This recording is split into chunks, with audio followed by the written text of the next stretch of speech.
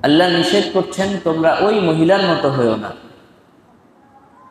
যেই মহিলা নাকাদাত গজলাহা, সে তার সুতাকে ভেঙে ফেলে, খুলে ফেলে, মিন বা'দি কুওয়াতিন আনকাসা, অর্থাৎ সুতার যে বান্ডিল আছে, সুতা যে পাকানো যায়, একজন মহিলা অনেক কষ্ট করে, অনেক শ্রম দিয়ে, অনেক সময় ব্যয় করে একটা পাকানো সুতার বান্ডেল তৈরি করে, সুতা পাকিয়ে পাকিয়ে একটা বান্ডেল তৈরি করে। বান্ডেল তৈরি করার পরে যদি আবার হুট করে সুতার সে বান্ডেলটা খুলে ফেলে, বান্ডেল তৈরি করা সহজ নাকি বান্ডেলটা খুলে ফেলা সহজ? খুলে ফেলা সহজ না।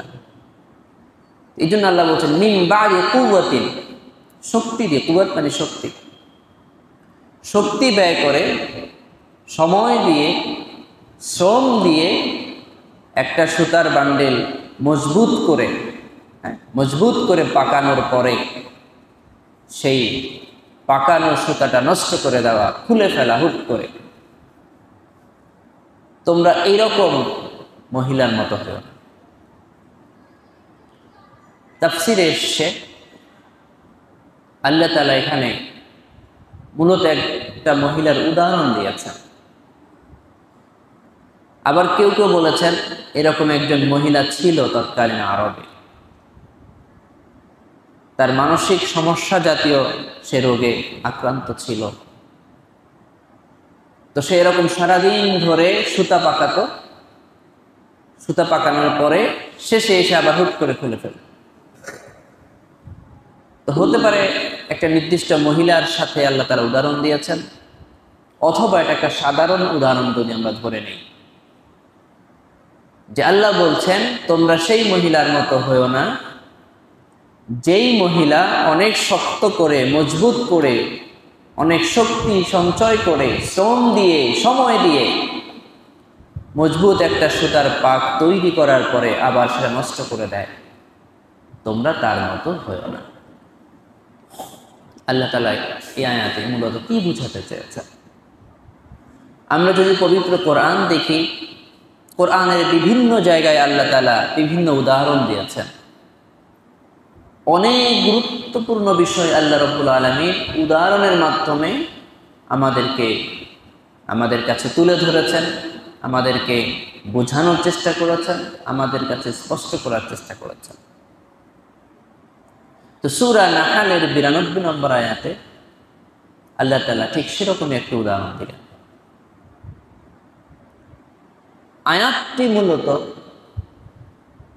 শপথ সংক্রান্ত, অর্থাৎ কোনো বিষয়ে দৃঢ় শপথ করার পরে সেই শপথ যেন ভেঙে না ফেলা হয়। আয়াতটি মূলত এই বিষয়ের সাথে সংশ্লিষ্ট, কিন্তু শপথের সাথে সংশ্লিষ্ট হলো বেসিক্যালি আয়াতটির বহুমাত্রিক প্রয়োগ আমরা আমাদের জীবনে, আমরা আমাদের সমাজে লক্ষ্য করতে পারি। আজকে আমি এই আয়াতটা তেলাওয়াত করার পিছনে আমাদের যে উদ্দেশ্য, আমরা যেটা বলতে চাচ্ছি, এই দীর্ঘ 1 মাস আমরা শ্রম দিয়ে, কষ্ট করে আমরা সিয়াম পালন করেছি, আমরা তাকওয়া অর্জনের প্র্যাকটিস করেছি, আল্লাহর বিধান পালনের যে অনুশীলন, সেই কঠিন অনুশীলনের মধ্যে আমরা ছিলাম। রাতের বেলায় আমরা কিয়ামুল লাইল করেছি, তারাবির সালাত আমরা আদায় করেছি, তাহাজ্জুদের সালাত আমরা আদায় করেছি, অনেক কষ্ট করে, ঘুম নষ্ট করে কোরআন তেলাওয়াত করেছি।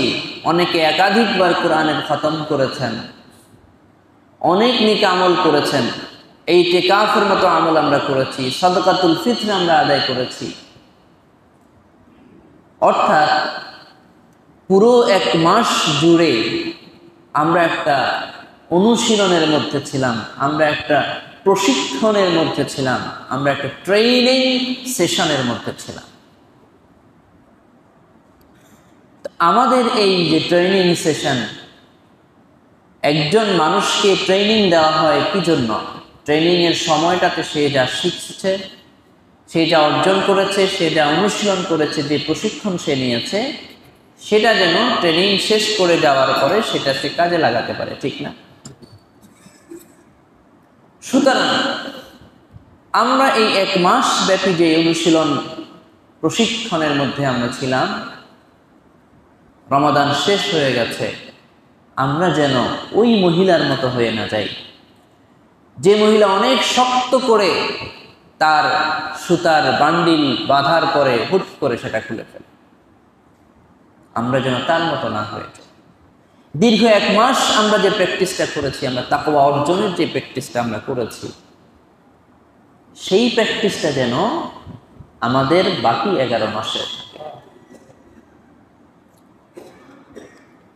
আল্লাহ যেন আমাদেরকে তৌফিক দান করেন। সবাই বলুন আমিন। আমরা রমাদানে তাকওয়ার সর্বোচ্চ উদাহরণ যদি আমরা চিন্তা করি, তাহলে সেটা আমরা সিয়াম পালনের মাধ্যমে আমরা করি। কারণ হচ্ছে, একজন মানুষ নামাজ পড়লে দেখা যায় সে নামাজ পড়ছে, ঠিক না? একজন মানুষ যাকাত দিচ্ছে, দেখা যায় তার টাকাটা তো আরেকজনকে দিল, দৃশ্যমান। একজন মানুষ হজ করছে, দৃশ্যমান, দেখা যায় সে তাওয়াফ করছে, হজ করছে। কালিমার ঘোষণা দিচ্ছে, ঈমানের ঘোষণা দিচ্ছে, দেখা যাচ্ছে, বাহ্যিক, প্রকাশ্য। কিন্তু আমি আপনি যে রোজা রেখেছি, আমরা যে সাওম পালন করেছি, সেই আমাকে দেখে কি বোঝা যায় আমি সাওম পালন করেছি? এটা কি দেখা যায়? সাওম পালন এই জিনিসটা কি দেখা যায়? দেখা যায়। আপনি কোরআন তেলাওয়াত করেন, দেখা যায়। তাহলে সাওম হচ্ছে তাকওয়ার সর্বোচ্চ উদাহরণ।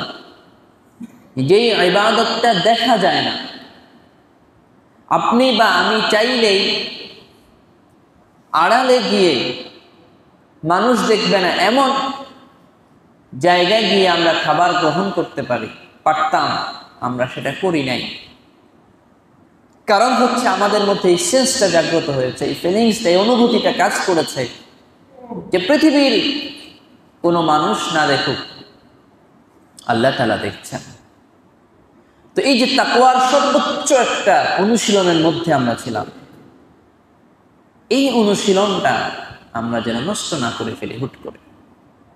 এই যে অনেক কষ্ট করে এই পর্যায়টা আমরা অর্জন করতে পেরেছি, এই অনুশীলনটা আমরা করেছি, এই প্রশিক্ষণটা আমরা দিয়েছি, আমরা যেন আমাদের বাকি 11টা মাসে যেন এই প্রশিক্ষণের, এই অনুশীলনের ব্যবহারিক যে দিক রয়েছে সেটা যেন আমরা লক্ষ্য রাখতে পারি।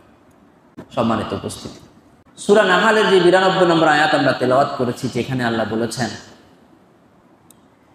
যে তোমরা সেই মহিলার মতো হয়েও না যে কি করেছে, শক্ত করে তার সুতা বাঁধার পরে, পাকানোর পরে হুট করে আবার সেটা খুলে ফেলেছে।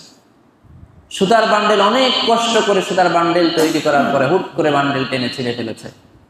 ওই মহিলার মতো হয়েও। আর আল্লাহ রাসূল বলেছেন যে একজন মানুষ, একজন বান্দা, মুমিন বান্দা, তার উত্তম চরিত্রের মাধ্যমে আল্লাহর কাছে সায়েম এবং কায়েমের মর্যাদায় পৌঁছে যাবে। তার মানে হচ্ছে, আমরা রমাদানে যে প্রশিক্ষণের মধ্যে ছিলাম, উত্তম চরিত্রের যে প্রশিক্ষণ আমরা নিয়েছি, আমরা রোজা অবস্থায় কাউকে গালি দিই নাই। গালি দিতে গেলে আমাদের ব্রেইন আমাদেরকে রেসপন্স করেছে, রিপ্লাই দিয়েছে, সিগন্যাল দিয়েছে, তুমি তো রোজাদার। তো রোজা অবস্থায় আমরা দান সৎকার প্র্যাকটিস করেছি। রোজা অবস্থায় তাকওয়ার, আমি বলেছি সর্বোচ্চ প্রশিক্ষণ, তাকওয়ার সর্বোচ্চ উদাহরণ হচ্ছে রোজার সাওম অবস্থায়। তো আমরা যেন হুট করেই রমাদানের বাইরে এই যে এত শক্ত করে, এত কষ্ট করে অর্জিত এই আমলটা, এত শক্ত করে, এত কষ্ট করে, এত পরিশ্রম দিয়ে যেই একটা পর্যায়ে আমরা আমাদেরকে নিয়ে এসেছি, হুট করে যেন আমরা সেটা নষ্ট না করে ফেলি। আমরা যেন আমাদের চরিত্রটাকে খারাপ না করে ফেলি রমাদানের বাইরে। বরং আল্লাহ রাসূল আমাদেরকে আশার বাণী যেটি শুনিয়েছেন যে রমাদানের বাইরেও আমরা সিয়াম এবং কিয়ামের অনবরত ফজিলত পেতে পারবো যদি আমরা আমাদের চরিত্রটাকে ভালো, যদি আমার ব্যক্তিগত চরিত্রটা ভালো হয়, অনেক আছে এরকম, আমাদের দেখা আপনাদের দেখা আপনাদের সমাজেও পাবেন, খুব নামাজ রোজা করে, খুব নফল বন্দেগী করে, খুব নফল ইবাদত করে, লেনদেন ভালো না, আছে না? মানুষের সাথে খারাপ ব্যবহার করে, গালিগালাজ করে, কথা বললে গালি ছাড়া কথাই বলতে পারে না, এরকম মানুষও আছে। এরকম মানুষ আমি দেখেছি যে গালি ছাড়া কথাই বলতে পারে না, স্বাভাবিক কথা বলতে গেলেও মুখ দিয়ে গালি দেয়।